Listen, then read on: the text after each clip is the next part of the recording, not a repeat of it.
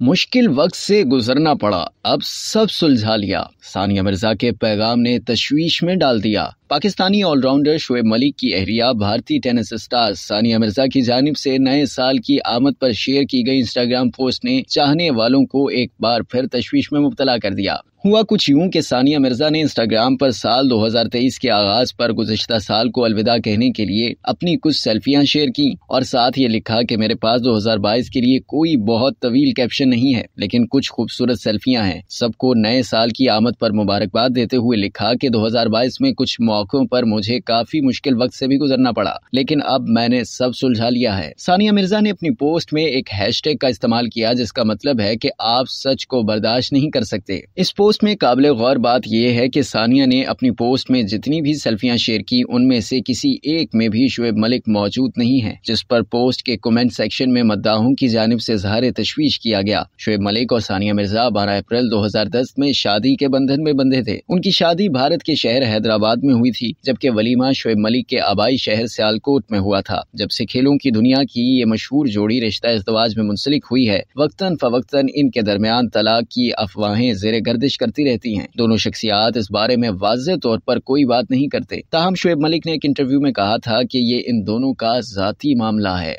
अब तक के लिए इतना ही। मज़ीद जानने के लिए सब्सक्राइब कीजिए डेली जंग यूट्यूब चैनल और लाइक कीजिए डेली जंग फेसबुक पेज।